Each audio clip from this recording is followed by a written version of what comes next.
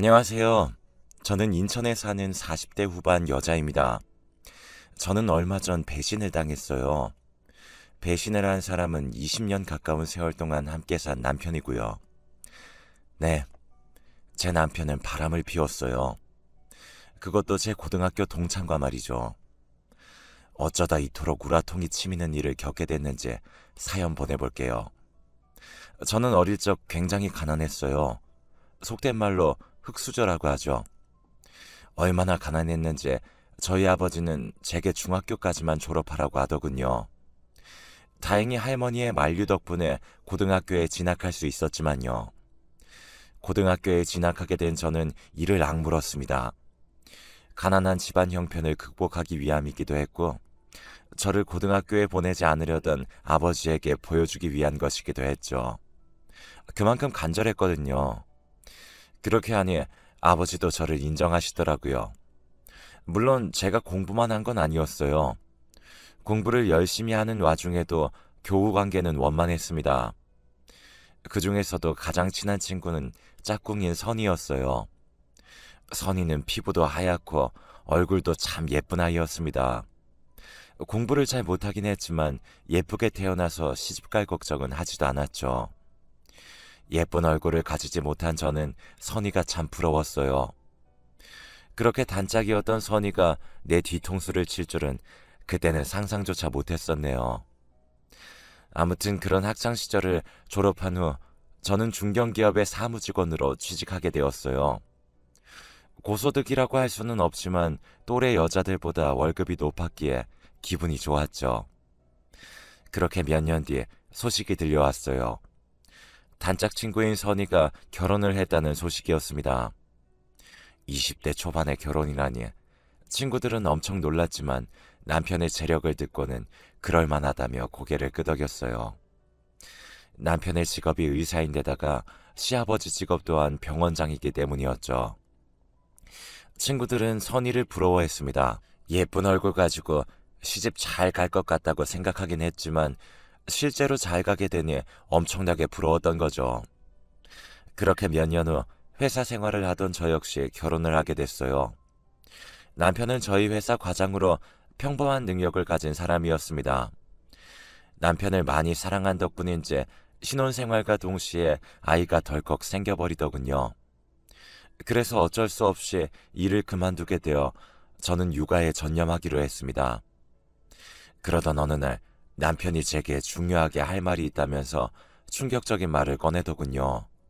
진지하게 말을 꺼냈어요. 여보, 나 회사 이번 달까지만 다니려고. 어? 그게 무슨 소리야? 박 부장 있지? 이번에 명예퇴직 당하셨어. 이제 내 차례도 언제 올지 몰라.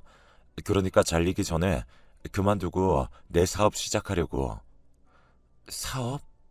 무슨 사업을 하려고? 내 친구 영식이 알지? 걔가 몇 년 전에 회사 나와서 치킨집을 차렸거든? 근데 그게 대박이 나서 이번에 3호점을 냈더라고. 그 자식도 했는데 나라고 못하겠어? 나도 치킨집 한번 차려서 대박 한번 내볼게. 여보, 사업을 하는 거는 좋은데 왜 사업이 요식업이야?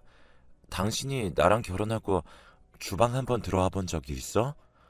그런 것도 아니면서 회사 다니던 사람이 어떻게 갑자기 치킨집을 차려? 저는 남편을 만류했어요.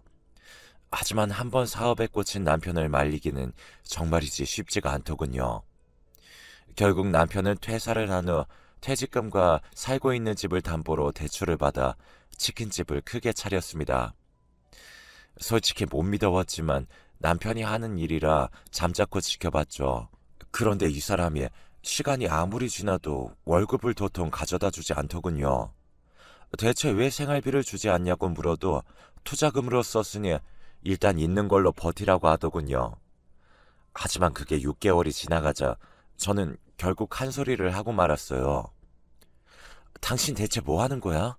아니, 돈을 그렇게 끌어다가 가게를 차렸으면 무슨 얘기가 있어야 할 거 아니야. 내가 지금 뭐 큰돈 달래? 그냥 생활비만 달라는 거잖아. 근데 왜 아무 얘기도 없는 건데? 나는 그렇다 쳐도 애는 어떡하라고? 제가 굶는 건 괜찮아도 제 아이가 굶는 건 참을 수 없던 저는 그동안 참아둔 분노를 폭발시켰어요. 하지만 남편은 알겠다는 말만 반복하더군요. 그렇게 재촉하면 일이 더 안 풀린다는 얘기만 하고요. 하지만 6개월 뒤에 남편은 가게를 폐업했다는 소식을 전하더군요. 알고 보니 남편의 치킨집은 장사가 잘 된 적이 한 번도 없었고 엄청난 유지비를 대출로 메우고 있었어요. 그 얘기를 듣자마자 어찌나 어이가 없던지 세상이 무너지는 것 같았습니다. 그동안 남편을 철석같이 믿고 가게 사정을 들여다보지 않던 제 자신이 참 바보처럼 느껴지더군요. 아무튼 그렇게 저희는 빚더미에 앉게 되었어요. 빚독촉을 하는 고지서는 매일매일 쌓여가는데 남편은 집에서 소주만 연거푸 들이키더군요. 애는 우는데 돈은 없는 상황이 정말이지 지옥 같았어요. 돈을 구해야만 했죠. 하지만 대출이 쌓여있는 상황에서 제게 돈을 빌려줄 기관은 없었어요. 그런 상황에서 떠오른 게 고등학교 동창 선이었습니다. 어릴 적 자매처럼 지낸 데다가 유복한 집안에 시집을 간 선이라면 제게 도움을 줄 수 있을 거란 생각을 했어요. 결심이 선 저는 곧바로 선이에게 전화를 걸었습니다. 현수가 오랜만이네. 무슨 일이야? 선이야. 잘 지냈어? 사실 다른 게 아니라 갑자기 연락해서 이런 말 하는 게 갑작스럽겠다는 거 너무나 잘 아는데 내가 너무 힘들어서 미안하지만 딱 200만 원만 빌려줄 수 있을까? 이번에 남편이 가게를 정리해서 빚이 많은데 당장 생활비가 없어서 이렇게 부탁 좀 할게. 저는 간절한 심정으로 선이에게 부탁했어요. 솔직히 더 많은 금액이 필요했지만 친구에게 연락해 돈을 꾸는 게 미안해서 당장의 생활비만 부탁했죠. 그렇게 큰 금액이 아니었기에 돈을 빌릴 수 있을 거라 생각하기도 했고요. 하지만 제 예상과는 달리 선이는 제게 싸늘한 반응을 보이더군요. 돈? 미안한데 난 아무리 가까운 사이라도 돈 거래는 안 해. 그러니까 돈은 못 빌려주겠다. 선이야, 정말 미안한데 이번 딱 한 번만 부탁하면 안 될까? 내가 어디에도 돈을 빌릴 수가 없어서 그래. 내가 굶는 건 상관없는데 우리 애기까지 굶고 있어서 그래. 부탁 좀 하자.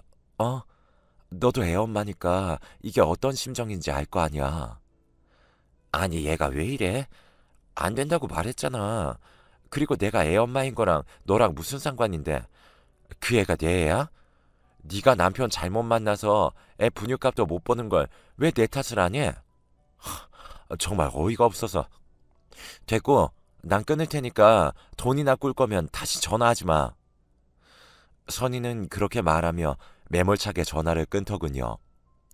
돈이 없는 것도 서러운데 친구까지 잃으니 정말 가슴이 미어졌습니다. 돈 앞에서는 우정이고 사랑이고 없다더니 이게 딱 그 짝인가 싶었죠.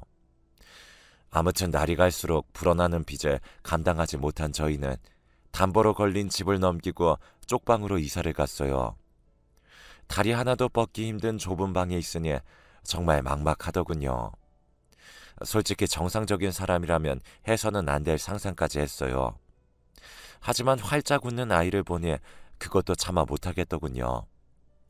그래서 저는 죽을 용기로 어떻게든 살아보겠다고 생각을 했어요. 그리고 무슨 일이든 정말 닥치는 대로 했답니다. 새벽같이 일어난 저는 신문 배달부를 시작해 식당일, 건물 청소일, 전단지 배포, 대리운전 등 별의별 일을 다 했어요. 힘들고 고된 일이 참 많았지만 집에 있을 아이를 생각하며 이를 악물고 버텼어요. 그렇게 쪽잠을 자고 일만 하는 생활을 4년 동안 하니까 가게가 정상화되더군요. 대부분의 빚을 상환하니 남편도 기력을 되찾고 공사판에 나가 잡부로 일을 하기 시작했고요. 저희 가정에 다시 활력이 생긴 거였죠. 그러던 어느 날 엄마에게서 전화가 왔습니다. 현수가 엄마 친구 미숙이 아줌마 알지? 그 아줌마가 이번에 이민을 간다고 하거든. 그래서 식당을 싸게 처분한다고 하는데 어떻게 너 생각 좀 있니? 네가 맡아서 하면 잘할 것 같은데 네가 어릴 때부터 손맛은 아주 야무졌잖니. 엄마는 친구분이 하시던 식당을 인수할 생각이 있냐고 물으셨어요. 생판 모르는 가게였다면 그냥 거절했겠지만 저 역시 어릴 적부터 자주 가던 곳이라 어쩐지 솔깃하더군요. 그 가게는 지역의 맛집으로 장사가 꽤 잘 되던 자리였거든요. 일단 전화를 끝낸 저는 남편에게 상의했어요. 여보, 우리 엄마 친구분 중에 왜 미숙이 아줌마 알지? 그분이 이번에 이민을 가시는데 가게를 급하게 처리하느라고 싸게 넘기신 모양이야. 그래서 내가 거길 좀 맡아서 해보고 싶은데 어떻게 생각해? 그래? 잘 됐네. 지금껏 당신 고생 많이 했는데 당신 이름으로 된 가게 하나 정도는 있어도 나쁘지 않지. 걱정 말고 당신 하고 싶은 대로 해. 내가 투잡을 하든 쓰리잡을 하든 어떻게 해서라도 뒷바라지 할 테니까. 남편은 몇 년 전에 치킨집을 말아먹은 것에 대해 보답하고 싶다며 제게 가게를 맡아서 해보라고 했어요. 남편의 말에 용기를 얻은 저는 엄마에게 전화를 걸었고 가게를 인수하겠다고 했습니다. 그렇게 가게를 인수한 저는 무슨 메뉴로 가게를 운영할지 고민하다가 제가 가장 자신 있는 집밥을 테마로 백반집을 차렸어요. 한국 사람 중에 백반 싫어하는 사람은 없으니까 실력만 제대로 발휘하면 성공할 수 있을 거라고 생각했죠. 그리고 그 생각은 제대로 적중했습니다. 오픈 첫날부터 사람들이 몰리더니 나중에는 줄을 설 정도로 손님들이 몰리더라고요. 그땐 정말 정신없이 일했네요. 자연스럽게 돈도 엄청나게 벌었고요. 퇴근하고 나서 정산을 하면 이게 정말 내 돈인가 싶을 정도로 어마어마한 돈을 벌곤 했어요. 하지만 저는 절대로 자만하지 않았습니다. 한번 망해봤기에 다시는 그 지옥으로 돌아가고 싶지 않았거든요. 그렇기에 저는 몰려드는 손님들을 응대하기 위해 최선을 다했어요. 그렇게 7년 정도를 일하니까 예전에 사무직으로 일을 했을 때는 절대로 벌 수 없는 금액이 통장에 쌓여 있더군요. 그만큼 가게가 잘 되었던 거죠. 하지만 저는 그래도 마음을 놓지 않았어요. 제 아이가 배고파서 울던 때로 돌아갈 수는 없었거든요. 그렇게 저는 모든 돈을 탈탈 털어 3층짜리 상가 건물을 매입했습니다. 서울은 아니지만 나름 수도권에 제 이름으로 된 건물을 샀다는 게 정말 기뻤어요. 몇 년 전에 쪽방에서 셋이서 자던 시절이 생각나는 바람에 눈물도 참 많이 흘렸네요. 아무튼 건물주가 된 저는 백반집을 운영함과 동시에 건물을 관리했죠. 그러던 어느 날이었어요. 2층 세입자한테 볼 일이 있어서 계단을 오르는데 건물 청소부가 대걸레로 복도를 열심히 닦고 있었습니다. 수고 많으십니다.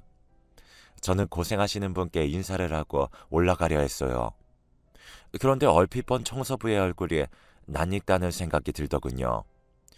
저는 계단을 오르던 발걸음을 멈추고 뒤를 돌아보았죠. 건물 청소부는 제가 보는 줄도 모르고 열심히 걸레질을 하고 있었고요. 그 사람이 누굴까 하고 생각하던 저는 건물 청소부의 정체를 알아보고 깜짝 놀라고 말았습니다. 너 설마 선이니? 건물 청소부의 정체는 다름 아닌 선이었어요.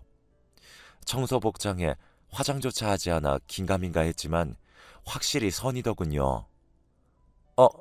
현수가 열심히 대걸레질을 하던 건물 청소부 일을 하던 선이는 저를 바라보며 놀란 표정을 짓더군요. 저는 그런 그녀에게 물었어요. 선이 네가 여기에서 왜 건물 청소를 하고 있는 거야?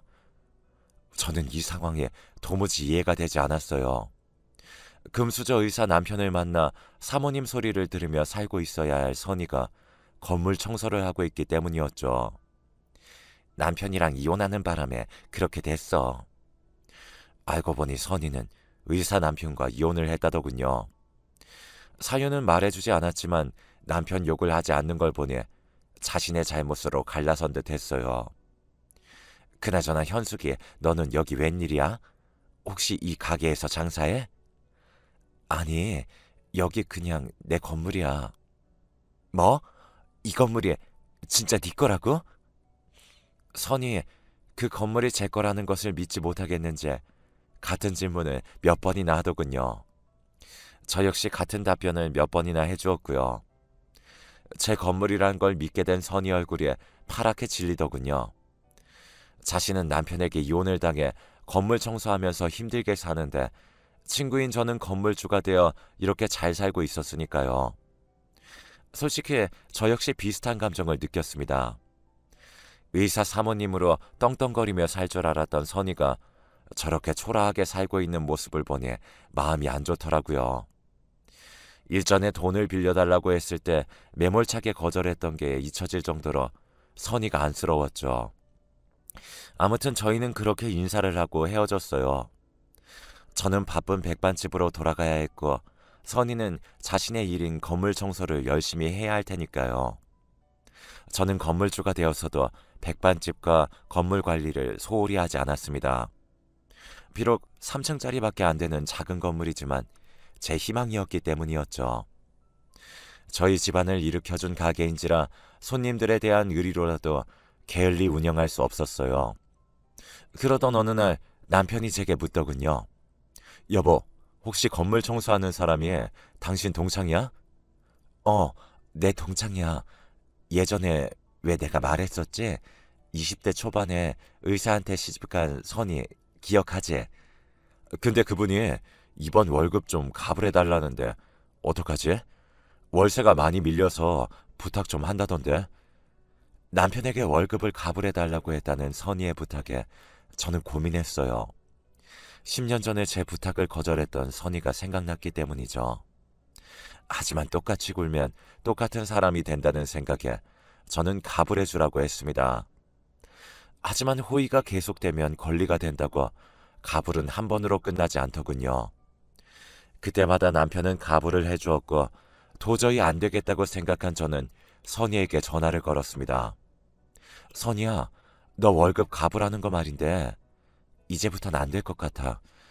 이 정도면 나도 해줄 만큼 해줬다고 생각하니까 이제 우리 남편 조르는 일은 없었으면 좋겠어. 저는 나름 신사적으로 말했답니다. 하지만 선희는 일전에 기죽었던 모습과는 달리 기가 찬다는 듯이 대답하더군요. 야, 너는 친구가 힘들다는데 그 정도도 못 해주니? 내가 어디 다른 데 쓴다고 빌려달라고 했어? 월세랑 생활비가 너무 밀려서 부탁한 거야. 좀스럽게 그게 뭐니? 건물주라고 재는 거야 뭐야? 선희는 가불을 한 주제 제게 오히려 화를 내더군요. 그렇게 나오니 저도 갑자기 분노가 치밀었어요. 동창이란 이름으로 가불을 해줬는데 이딴 식으로 나오는 게 굉장히 불편했거든요. 얘, 너 지금 나랑 장난해? 내가 사정 좀 봐주니까 너랑 같은 수준으로 보여? 내가 만만해? 어떤 제정신 아닌 사람이 청소업체 하청 직원한테 돈을 빌려줘. 네가 그나마 내 친구니까 믿고 빌려줬던 건데 넌 이게 권리인 듯 말한다? 이게 몇 번이나 가불해주니까 주제도 모르고 까불어. 너 지금 당장 가불한 돈 전부 다 뱉어낼래? 저는 선의를 무섭게 몰아붙였어요. 가불한 주제에 저를 좀스러운 사람으로 몰아가는 게 어이없었거든요. 그런데 또 웃긴 게 그렇게 말하자마자 선의가 꼬리를 확 내리더군요. 현수가, 내가 미안해. 잘못했어. 요즘 형편이 너무 어려워져서 내가 예민해졌었나 봐. 방금 했던 말 취소할게. 취소. 그러니까 내 사정 좀 봐주라. 내가 이혼하면서 재산 분할도 거의 못 받고 나와서 많이 힘들어. 까딱하다간 월세방에서도 쫓겨날 처지야. 야, 너 진짜 웃긴 애다. 내가 너한테 이혼하라고 했니? 재산 분할 받지 말라고 했어? 뭐 때문에 이혼한 건진 내가 몰라도 그 사정을 왜 나한테 말하냐고. 저는 그렇게 말하고 전화를 확 끊어버렸어요. 10년 전에 생활비를 빌리지 못했던 굴욕을 되갚는 것 같아 참 시원하더군요. 그 후로도 몇 번이나 선희에게 계속 전화가 걸려왔지만 받지 않았습니다. 그렇게 저는 평소처럼 하던 일을 하고 지냈어요. 하지만 불행은 예고 없이 찾아오더군요. 지금 다시 생각해도 손발이 벌벌 떨릴 정도로 화가 나네요. 저는 평소처럼 가게를 마치고 집으로 돌아와 집안일을 하고 있는데 남편이 이상할 만큼 어느 날부턴가 한밤중에 건물에 볼 일이 있다면서 바깥을 다니기 시작하더군요. 그래서 물어봤죠. 여보, 낮에 하지 뭐하러 밤에 건물을 가? 할 게 뭐가 있다고. 그냥 밤에는 쉬고 낮에 볼 일 보면 되지. 저는 어차피 보안 시스템이 완비된 건물을 뭐하러 둘러보나 싶어 잠이나 자라고 했어요. 하지만 남편은 밤에도 건물 관리를 게을리할 수 없다며 꾸역꾸역 나가더군요. 처음에는 그냥 그런가 보다 했어요. 하지만 하루 이틀 그렇게 나가는 걸 보니 나중에는 자꾸만 의심이 들기 시작하더군요. 그래서 저는 나를 잡고 남편의 뒤를 밟아보기로 했답니다. 그렇게 조용히 뒤를 밟으니 남편은 정말 건물로 들어가더군요. 정말 건물이 걱정되어서 그랬나 보구나 하고 생각했던 저는 일단 끝까지 확인하자는 생각에 남편이 들어간 지 10분 후에 조용히 건물 안으로 들어갔어요. 그런데 남편은 어떤 여자와 들어가더라고요. 그리고 가만히 안을 들여다봤는데 저는 그 광경을 보고 충격을 받고 말았습니다. 남편은 어떤 여자와 밀회를 가지고 있었던 거예요. 그리고 또 한 번 놀라웠던 사실은 남편과 붙어먹고 있는 여자가 바로 내 친구 선이었어요. 저는 그 정체를 알고 정신이 혼미해져서 뒤로 쓰러질 뻔했습니다. 어떻게 다른 사람도 아니고 학창시절을 함께 다닌 아내 친구랑 그런 짓을 할 수가 있는지 저는 남편과 선의의 그 막장 행각을 보고 분노해서 득달같이 그 안으로 달려들어갔죠. 이 짐승 같은 것들이 지금 내 건물에서 뭐하는 짓들이야? 나이는 먹을 대로 먹은 것들이 할 짓거리가 그렇게 없어서 이런 곳에서 더러운 짓거리를 해? 그리고 선이 너 오늘 잘 걸렸다 라고 말하며 저는 그녀의 머리채를 잡기 시작했어요. 그리고 남편 놈의 뺨을 한 대 휘갈겨 주었고요. 선이는 제게 여기저기 끌려다니며 울고불고 잘못을 빌었고 남편 또한 무릎을 꿇으며 용서를 빌었습니다. 하지만 이런 상황에서 바보같이 용서를 해주는 정신나간 인간이 어디 있을까요? 저는 계단에 있던 빗자루를 들어서 남편과 선이를 후려쳤습니다. 먼지가 잔뜩 묻은 시커먼 빗자루였지만 상관없었어요. 지금은 저 몰래 불륜을 저지른 더러운 것들을 심판하는 게 더 중요했으니까요. 이것들에게 가만히 들어보니 건물을 관리하는 남편과 건물 청소를 하는 선이는 서로 마주칠 일이 많았고 남편은 선이가 제 친구라는 사실을 알고 친절하게 대해주다가 서로 저 몰래 밖에서 술 한잔하다 눈이 딱 맞았다고 하더군요. 매일같이 선머슴 같은 마누라만 보다가 곱상하게 생긴 선이를 보니 머리가 어떻게 돌았던 걸까요? 나이 먹으면 정신력, 의지력이 다 떨어진다고 하더니 그 말이 딱 맞는 것 같았어요. 한참 동안 그 둘을 노려보다가 저는 앞으로 각오해 라고 말하고는 건물을 나왔습니다. 그리고 밤 늦은 시간임에도 시댁에 전화를 걸어 남편의 만행을 고발했어요. 이혼하겠다는 말을 덧붙였고요. 날이 밝자마자 시어머니는 제게 찾아와 용서를 구하시더군요. 아가, 자식 잘못 키운 다 내 잘못이다. 저 녀석이 부인 잘 얻은 것도 모르고 헛짓거리 했어. 미안하다, 미안해. 그러니까 제발 날 봐서라도 참아주거라. 시어머니는 제게 비셨지만 저는 남편을 용서할 수가 없었어요. 그리고 곧장 이혼을 강행했죠. 어차피 대부분의 재산은 제 명의인데다가 자식도 다 커서 이혼을 꺼릴 이유는 없었어요. 저는 거액의 돈을 들여 이혼 소송을 벌였습니다. 남편은 아무리 그래도 이혼만은 안 된다며 버티더군요. 제가 이혼 소송을 진행하니 거머리처럼 매일같이 찾아와 무릎 꿇고 잘못을 빌다가도 제가 강하게 거절을 하면 자기 마음대로 상황이 돌아가지 않으니까 언제 그랬냐는 듯 제게 와서 물건을 부수기도 했어요. 누가 봐도 조울증 환자로 보였죠. 그래서 저는 남편이 물건을 부수고 위협하는 장면들을 찍어서 접근 금지 명령 신청을 했고요. 제 근처에는 오지도 못하게 만들었습니다. 그리고 그 이후 남편의 피를 아예 말려버리기로 결심을 하고 실행을 했습니다. 먼저 매달 시어머니에게 드리는 용돈 80만 원도 바로 끊어버렸고 2년 전에 내 돈으로 마련해드린 시어머니 집도 부동산에 내놨어요. 어머님이 살아생전에 편히 사시라고 마련해드린 집이지만 어차피 집 명의는 제 이름으로 해놓은 거라 가능했던 일이었죠. 그리고 남편이 타고 다니는 벤츠 승용차, 신용카드도 처분하고 아예 정지를 시켜버렸습니다.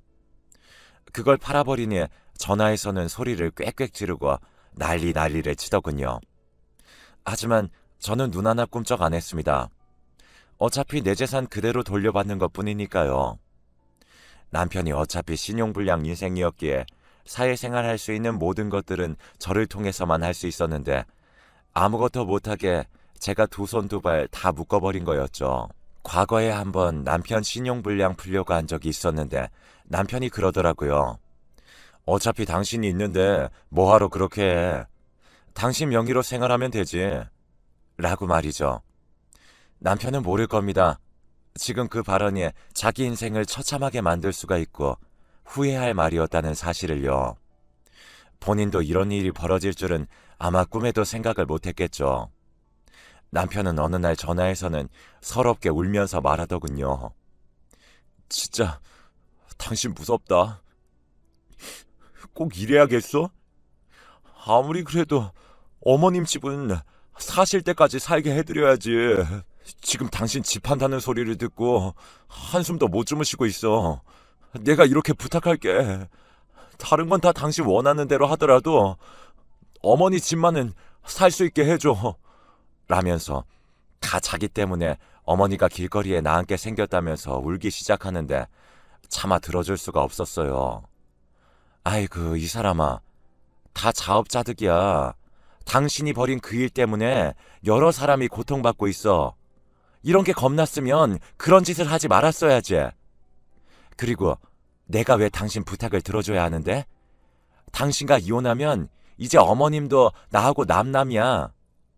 그러니까 당신이 일을 해서 어머님을 모시든 말든 당신이 알아서 해. 그렇게 저는 매정하게 전화를 끊어버렸습니다. 그 이후 땡전 한 푼 없이 제게 쫓겨난 남편은 어디 공사판을 전전하고 있다고 하더군요. 이제 나이도 먹었고 기술도 없으니 어디서 직장을 구하기는 아무래도 힘들었겠죠. 얼마나 힘들었으면 아들에게 전화해서 100만 원을 빌려달라고 했다고 하더군요. 아무리 찌질해도 그렇게 찌질할 수가 있을까요? 아들도 그러더라고요. 엄마 힘들게 한 아빠는 정말 보고 싶지 않다고요. 한순간에 마누라도 잃고 자식도 잃은 남편이 전혀 불쌍하지도 않았네요. 오히려 속 시원하고 고소했어요. 지금은 그렇게 이혼 소송 중에 있습니다. 남편이 재산 분할을 요구하는 바람에 시간이 생각보다 길어지고 있네요. 그래도 어떻게든 저는 재산을 지키려고 해요. 다른 사람도 아닌 제 친구랑 바람을 피운 남편은 절대 용서할 수 없으니까요. 모든 걸 알아보니 그동안 선이가 가불에 갔던 건 선이가 힘들게 살고 있었던 걸 알고 있었던 남편이 선이에게 도움을 주기 위해 가불을 핑계로 제게 돈을 요구했었던 거였어요. 저는 선이에게도 철퇴를 내리쳤어요. 선이에게 따로 위자료 소송을 걸어서 2천만 원을 배상하라는 판결을 받았습니다. 2천만 원이 없던 선이는 제게 시간을 달라고 했지만 저는 먼지까지 탈탈 털 작정으로 선이가 살고 있는 집 보증금을 담보로 소송을 진행하고 있는 중이에요. 법원에서 과연 제 소송을 받아줄지 아니면 매달 나눠서 지급하라고 할지 알 수는 없지만 저는 지구 끝까지 찾아가서 받아낼 겁니다. 물론 제게 2천만 원은 있어도 그만 없어도 그만인 돈이지만 선이에게는 그 2천만 원이 자신의 삶에 있어서 가장 뺏기기 싫은 돈일 테니까요.